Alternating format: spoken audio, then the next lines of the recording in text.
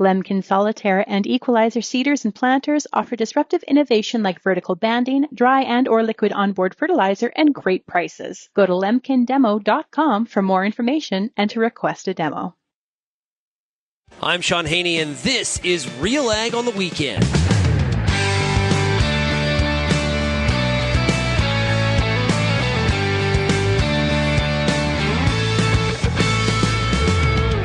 Let's get real and get connected with the week that was in Canadian agriculture. RealAg on the Weekend starts now. Welcome to RealAg on the Weekend here on 650 CQM and 980 CJME. I'm your host, Shaun Haney of RealAgriculture.com. Hope you had yourself a great week and you got everything done that you had to get done, and you're enjoying yourself here on a couple days off. Well, hey, but you know what? Those of you in the farming community probably dropping calves like crazy. Calving season well underway. Speaking of calving season, we're going to hear from Wasko here in a little bit from the Gateway Livestock Exchange, get an update on what's going on in the beef markets. We're also going to hear from Dr. Terry Griffin of Kansas State University. I had a chance to talk to him while I was in Kansas City all week. And we talked about technology and really a well-rounded conversation, covering ag tech from a whole bunch of different angles and how it's impacting the farmer's business across Canada and the United States. And then we're also going to hear from two students from the University of Saskatchewan, Elanor Copes, and Ben Rogers, who were down representing the U of S, a part of the University of Saskatchewan team, competing in the NAMA competition that happens every year, showing off some agri-marketing skills against some of the big universities in the United States. Now, if you have any feedback on today's show, I'd love to hear from you. Send me an email, shaney@realagriculture.com, or, of course, you can always call that RealAg feedback line, 855-776-6147. Hey, Ann, how are we doing? I'm good this morning, Shaun. That's good. Okay, so it's been a wild and crazy week in the equity markets, the bond markets, the currency market. What's happened in the cattle markets? The cattle markets. You can, as far as the U.S. is concerned, you can add cattle markets and futures. What a wild ride, down early in the week, then up, then back down again. So futures, both live cattle and feeder cattle, have been extremely volatile. And again, at the forefront in terms of the U.S. market on cattle, remains, of course, the China tariff war, or if you want to word it that way. Canadian markets, for, just looking at it from that perspective, I think have held together pretty well so far. But let's go through the numbers.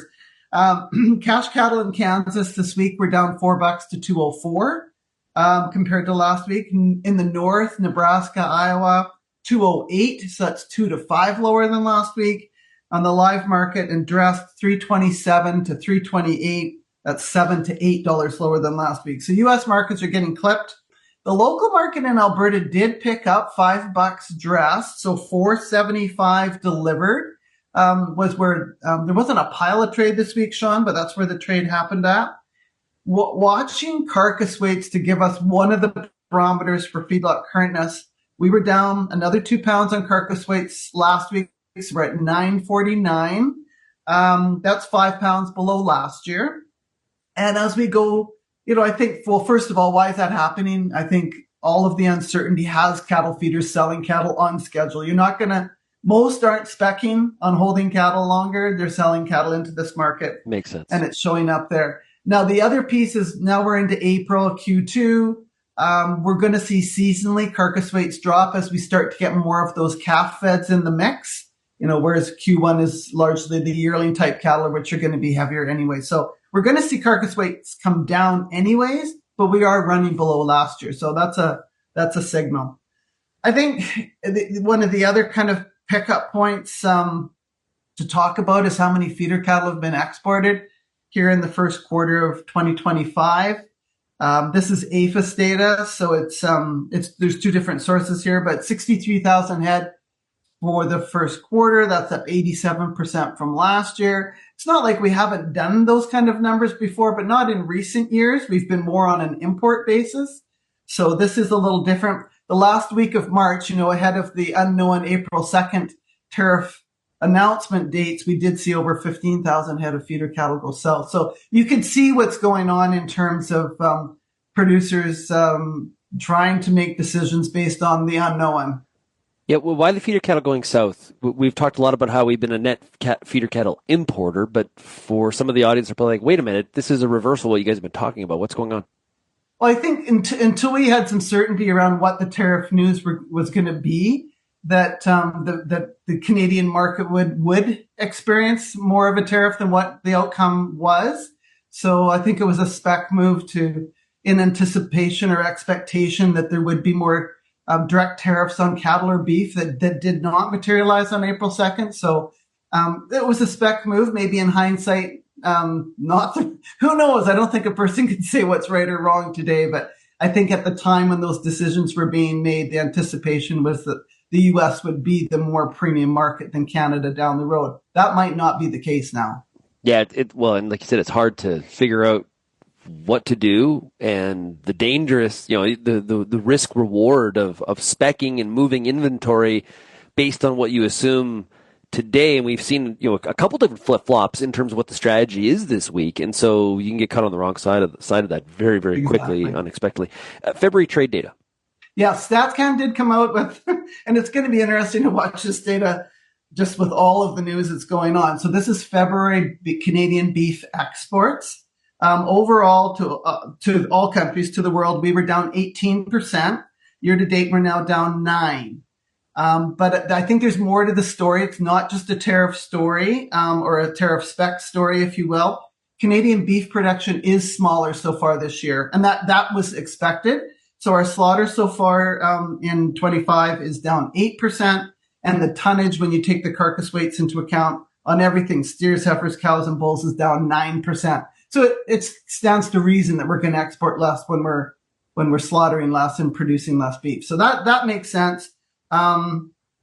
Just a comment of where the beef was going in February, to the U.S., down 12%, to Japan, down 41%, and to Mexico, down 9%. So kind of, again, is that, these are 1 month data numbers given what's known or not known on tariff news. So I don't think we can make 2025 conclusions on 1 month of data, but interesting to see what happened there. Now, we did have import data for Q1, so this includes March, so 1 extra month than the data I just gave you. But imports into Canada, beef imports into Canada, remain pretty brisk. March was up 19%. Year to date, we're up 14%. And most of it is a result of increased imports from Australia and New Zealand. They're up 31 and 72% respectively. And beef from the U.S. is up 12% in the first quarter of this year. So again, we've talked lots on this call, on this station about trade both directions, and who knows what lies ahead. We're eating beef. There's no question about it. Now, one of the things, a lot of times we talk about the prices and the market and, demand and the fundamentals. Something that has really kind of turned around here quite briskly is the currency exchange. And, for, the live cattle future, the feeder cattle future is based on the U.S. market. And so that Canadian U.S. dollar conversion is really important. We don't have to go back very far. It's a matter of weeks where we were talking about, how low could the Canadian dollar go? The lower that dollar goes, the more that exchange benefits the exporter. Well, with the U.S. dollar having some massive challenges here this week, based on what's happened in the bond market and traders moving money into the yen and the euro, we've seen a reduction in the the U.S. dollar value, which has raised the Canadian dollar. And as of this discussion, we're talking, it's like 72 cents per U.S. dollar, and this is a reversal. Yeah. And exactly. Thanks a lot for chatting with us this week. Have yourself a great weekend. Okay, thanks. You too, Shaun. When we come back here on RealAg on the weekend, we're going to talk to Dr. Terry Griffin of Kansas State University. If you're serious about agriculture, RealAg's got you covered. For over 10 years, we've listened to and shared what producers have to say about everything from policy to agronomy from coast to coast. Keep up with the latest in Canadian agriculture at RealAgriculture.com through daily newsletters, and check out our YouTube channel. Thanks for joining us in the RealAg community as we continue to cover and serve North American agriculture.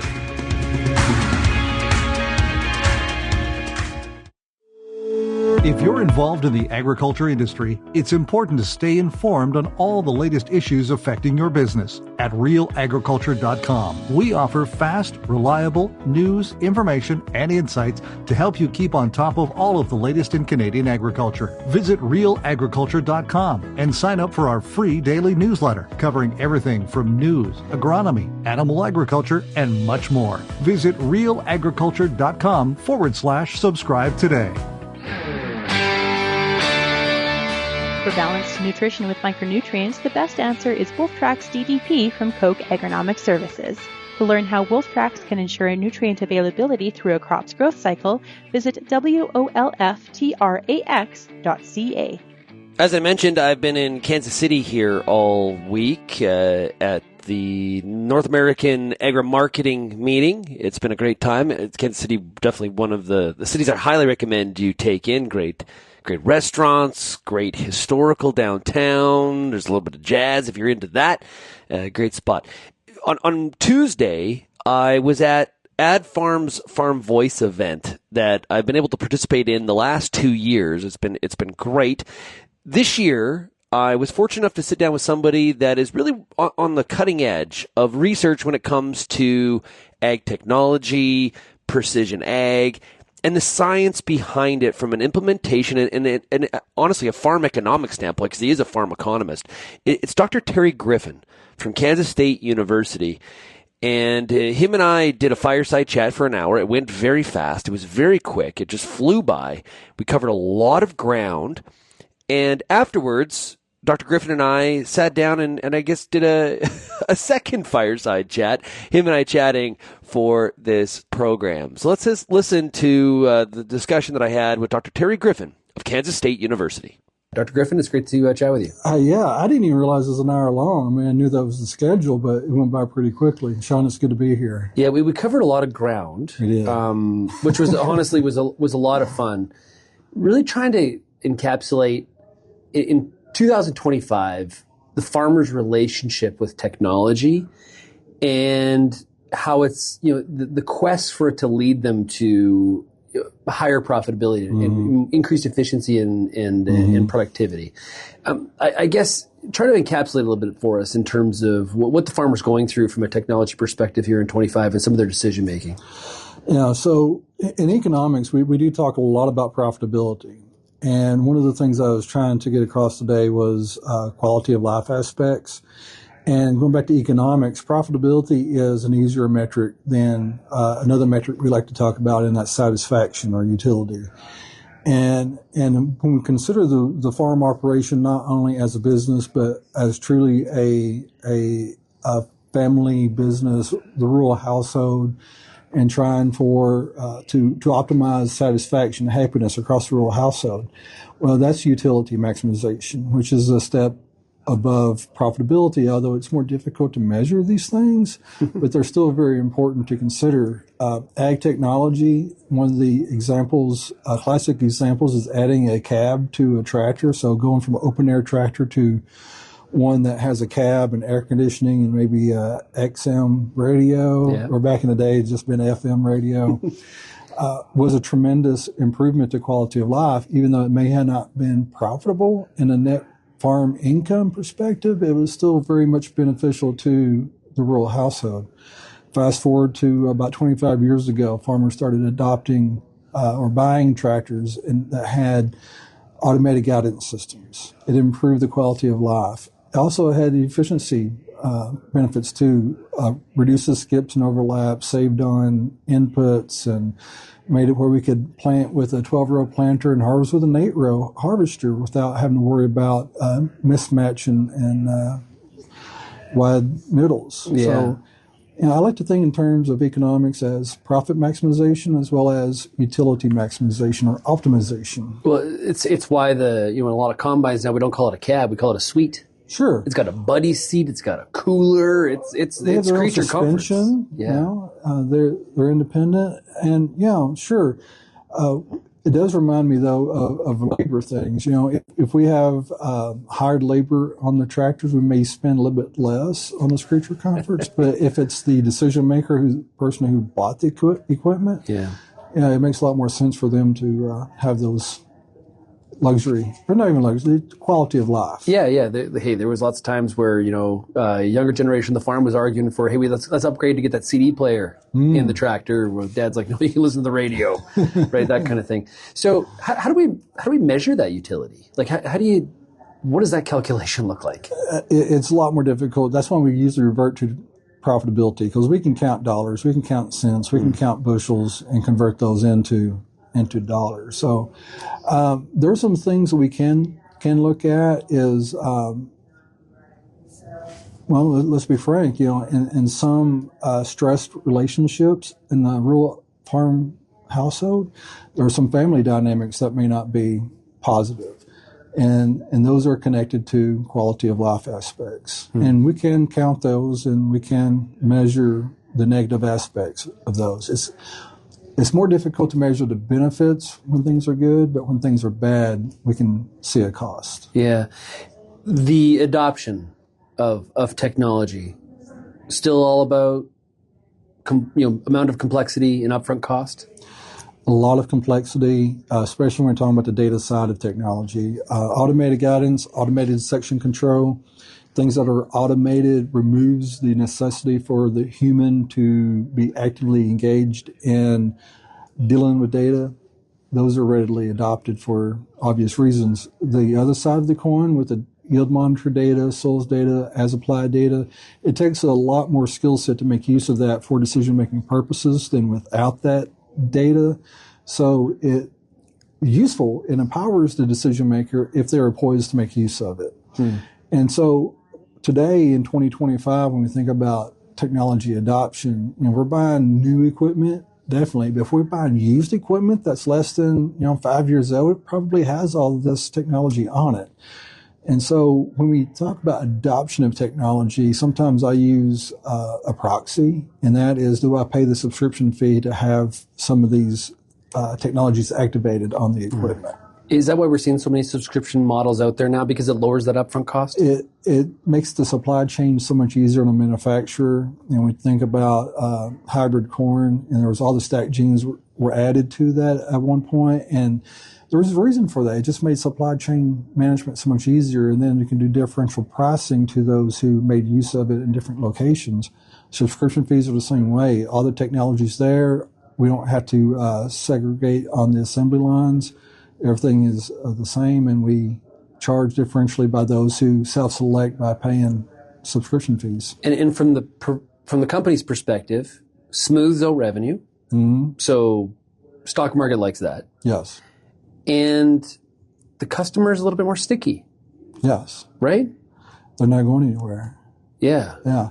And the subscription fee is almost pure profit. It doesn't cost really anything from the manufacturer's perspective anymore. $1,500 a year subscription fee, minimum expense to implement that.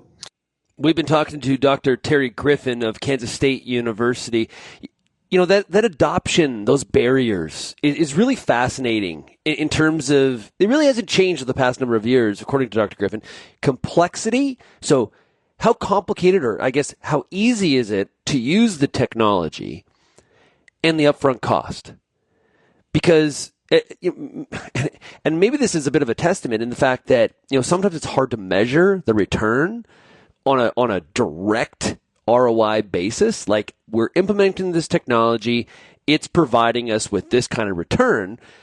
The upfront cost is a real barrier for a lot of people, which, as we discussed, a lot of companies have moved more to that kind of subscription model that lowers that upfront cost and actually probably provides more economic return and more consistent cash flow and for the technology provider over the long term. Now, Dave, it's curious what you think about that and how you feel about it. And for those of us that are, for those of you that are listening to RealAg on the weekend here, living in Regina or Saskatoon and maybe not a part of the farming community, you subscribe to Netflix and Amazon Prime and you pay a monthly fee. It's no different for farms now having to provide some of the technology providers out there for some sort of annual or monthly subscription service as well. So just give me your thoughts on that. Haney at RealAgriculture.com.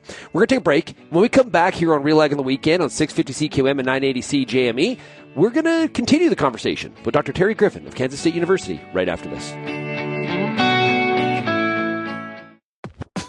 RealAg Radio is Canada's only daily radio show focused on agriculture. Get expert advice on Agronomics Monday. Tuesdays and Wednesdays will cover a broad range of issues. Thursday we'll hear from farmers across the country on the Farmer Rapid Fire. And we'll wrap things up Fridays with the RealAg Issues panel with Kelvin Hepner and Lindsay Smith. Join us Monday through Friday at 4:30 Eastern. And don't forget about the replay at 7 in the morning on Rural Radio 147, Sirius XM. Get all the information you need to keep your pulse crop healthy and profitable with the Pulse School on RealAgriculture.com. The Pulse School is a free YouTube video series covering agronomy, research, and more across a host of different pulse crops.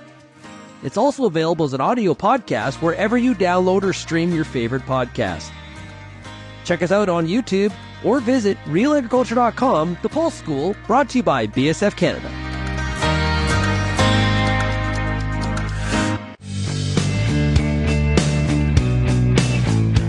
Lemkin Solitaire and Equalizer seeders and planters offer disruptive innovation like vertical banding, dry and or liquid onboard fertilizer, and great prices. Go to lemkindemo.com for more information and to request a demo.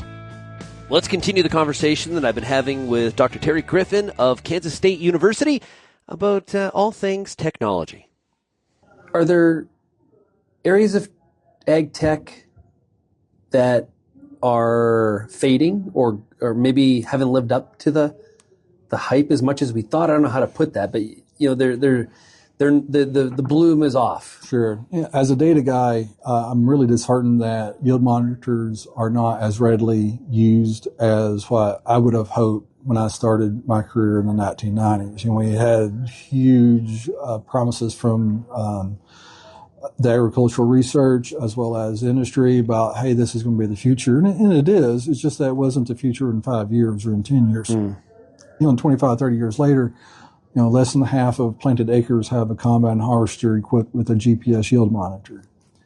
Yeah. And that surprises me. And our latest USDA report with the Economic Research Service, ERS, came out 2 years ago now, but it showed that automated guidance was 70% of planted acres in the United States, and yield monitors with a GPS, GNSS system, was half that. Is that a testament to how many older combines are out?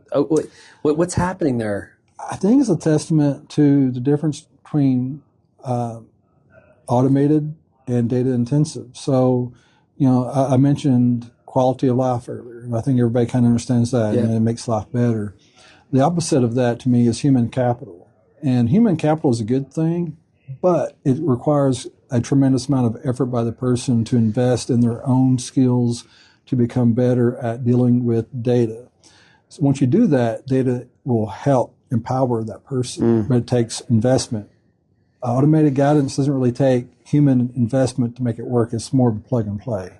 So you got those two things at play. You got quality of life and human capital. So yield monitor data requires a whole bunch of human capital, and it doesn't really affect quality of life other than empowering the user to make better decisions. Well, speaking of humans, yes, one of the things I'm not totally sold on is that we either have automation or even like one of these fancy Tesla robots I see videos of. No. Does it change our the amount of people we need working in the industry, or are they just going to be doing different things? I think they're going to be doing different things. There's going to be a shift in labor, a shift in skill sets. The classic example is dairies. At one point we had a lot of manual milking, and then there was an adoption of automated milkers. So they didn't really displace a lot of people, but that just shifted the responsibility from milking cows to being technicians of automated milkers. The same can be said, if we fast forward into the future a little bit, we have, let's say, swarms of small autonomous robots doing tasks on the farm, then we will still have equipment operators, but they may be more skilled, instead of driving straight, they may be more skilled in deploying robots and repairing and maintaining them. Well, you're obviously at Kansas State University. Are our colleges and universities doing enough to be ahead of some of this skill change? Well, that's a good question. We do training, we do research on autonomy, and that's one of our main research endeavors. For instance, I'm working on economics of deploying swarms of autonomous robots to harvest cotton, which is, it's a perennial grown as an annual, but we can harvest from the same plant multiple times during the harvest season. That makes a little bit more sense to deploy robots to that than some other grains. We will eventually. The classic example there is buggy whip manufacturers. And at first, when automobiles were being commercialized, the buggy whip manufacturers were a little concerned, but eventually there was automobile technical schools that were opening that taught mechanics, and then there was a shift in labor, let's say, from buggy whip manufacturers to automobile mechanics. Interesting space. I got to ask you before we wrap up here, artificial intelligence. Yeah, it's like you can't go to a conference where someone's not talking about artificial intelligence. We're obviously in the early days of it. Where does it lead us?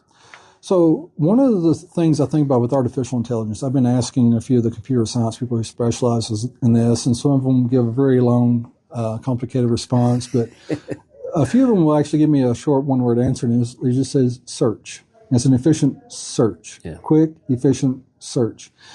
And my experience, I don't do research on artificial intelligence, but I use artificial intelligence in my research. So if I'm trying to build an economic model and I'm struggling with trying to solve it, or I'm trying to write some computer programming around the models, if I get stuck, sometimes I just go to one of the AI tools and say, how do I do this?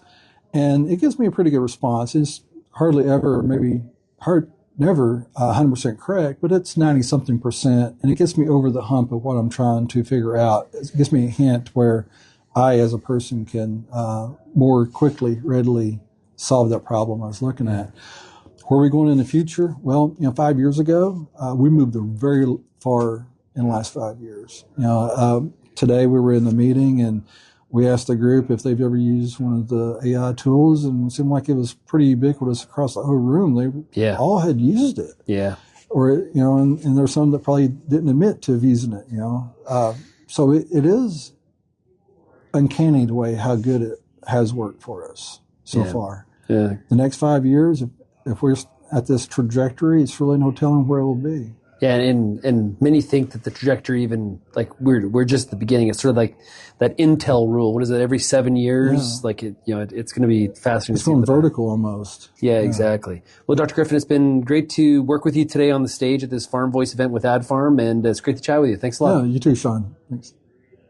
That was my conversation with Dr. Terry Griffin of Kansas State University. I don't have my head into ag tech on a daily basis, but I am absolutely just so interested in what technology is available to farmers 5-10 years from now.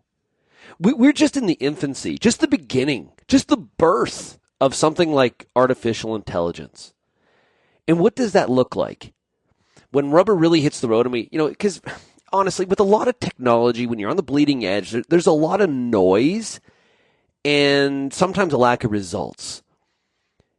And there is going to be, though, similar to what the internet has done for all of your lives, and farmers included, what we are capable of doing because of that today that we couldn't in 1980, or we didn't in 1980, or we never thought of in 1980.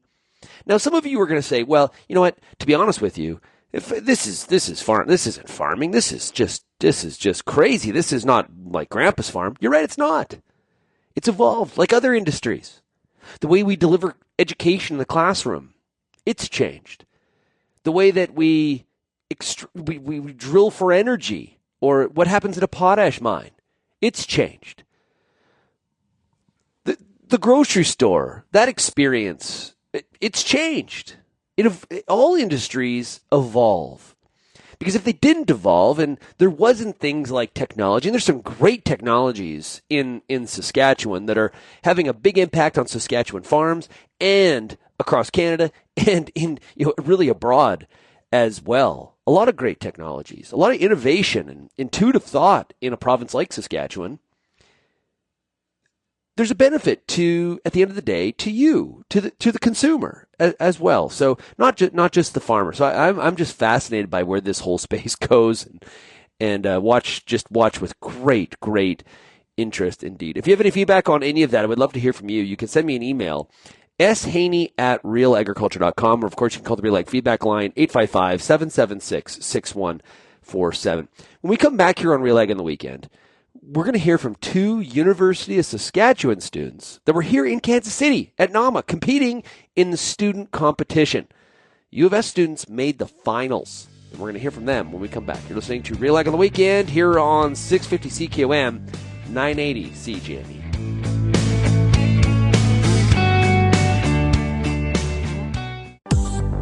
I'm Lindsay Smith from RealAgriculture.com. Join me Monday nights for The Agronomist, a 1-hour live and interactive show broadcast across YouTube, Facebook, and X. Monday nights at 8 p.m. Eastern, I host expert agronomists from all over the country to give you answers to some of the toughest agronomic questions. Join us live or catch the replay Tuesday morning.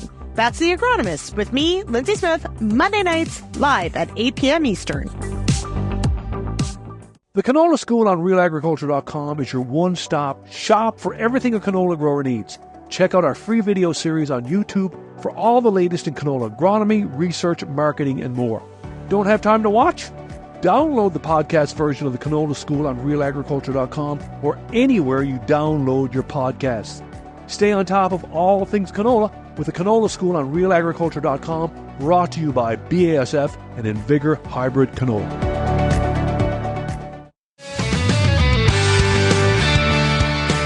Don't put your yield at risk. Put your trust in proven solutions. Anvil Nitrogen Stabilizer, Super U Premium Fertilizer, and Tribune Nitrogen Stabilizer from Koch Agronomic Services. These products offer higher active ingredient concentrations imitator brands can't match. See the difference at defendyourn.ca. Every year at the NAMA convention in typically Kansas City, and next year it's in St. Louis, students from across the U.S.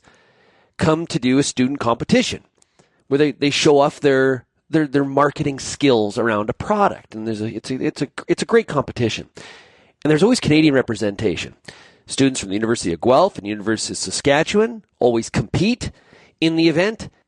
By the way, University of Saskatchewan made the finals against Mississippi State, New Mexico State, ABAC, University of Wisconsin-Madison, and the University of Missouri. Unbelievable. I had a chance to talk with two U of S students, Elanor Copes and Ben Rogers, before the winner was announced. First, Elanor. Elanor, tell us a bit about yourself. I'm originally from a farm in Cecil Lake, British Columbia. I come from a mixed farm, and I am in my third year of my agribusiness degree at the U of S. Cool. And Ben? I am also in my third year of my ag business degree at the U of S. I come from Lloydminster, Alberta, not technically on the Sask side, but farm on the Sask side from a little place called Fort Pitt. Very passionate about agriculture, grew up on the cow-calf operation, and that's kind of why I decided to pursue an education in agriculture. So it's really cool this year. There's a student competition every year.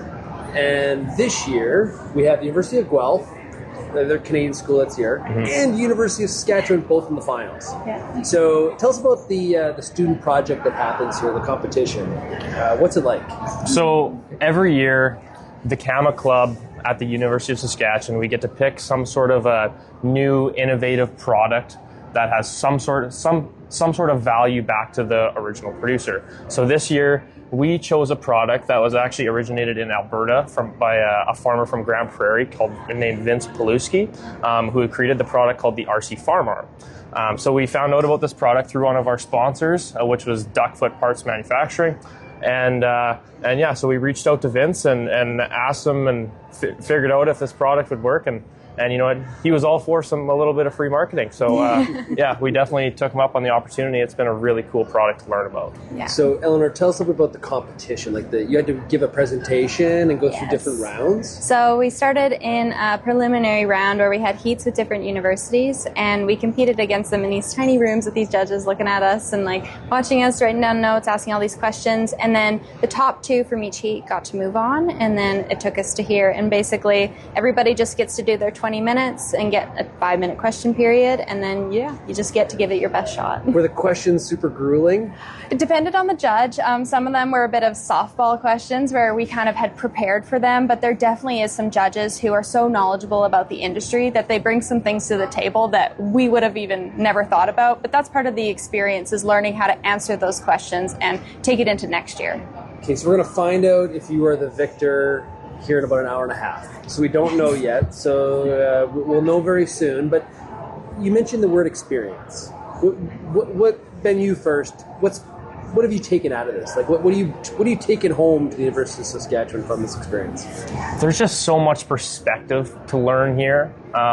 One thing that really helps is actually having the industry conference here as well. So there's, oh gosh, I don't even know how many actually industry professionals there are. And the student marketing competition is just a small part of it. So we get to walk around, talk to people actually in the industry, talk to them about our product, our plan, get advice, really learn about things that we can maybe implement in plans in coming years, and then even just take upon ourselves to incorporate in our future professional careers. Cool. So yeah. Elanor, how about you?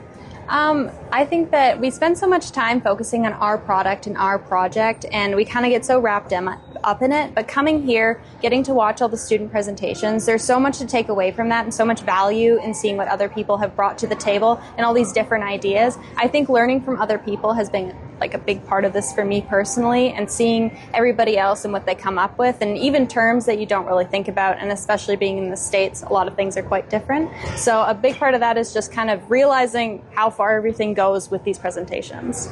Yeah, the cool thing about agriculture is there's so many opportunities. Talk a little bit about your studies and what you're focused on.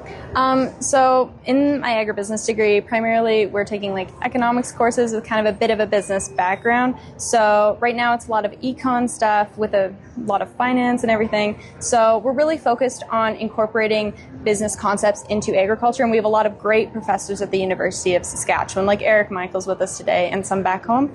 And they've been like, they just basically take these big, broad concepts and really focus them in on what is currently happening. And I think that that's kind of a big, valuable part of what the U of S does, is taking those things and breaking them down and building those personal relationships to explain big business concepts in a way that connects with what we know and what we're experiencing, even in our jobs too.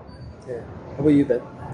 You know, we learn so much in all of our classes, and I find a lot of it is general, but we can take those concepts, and especially with experiences such as this one, we can pull those concepts and actually apply them into a real world scenario. So it's extremely valuable. Like, you have to learn the frameworks and you have to know the models, and everyone says, oh, you don't really take a whole lot from school and put it into your actual careers, but to have that knowledge and intuition, especially the economic intuition about how to be responsible business managers, if we wanted to be entrepreneurs, work in industry, we really have all the tools we need to know to succeed. Yeah, great stuff. Well, hey, congratulations on making the finals.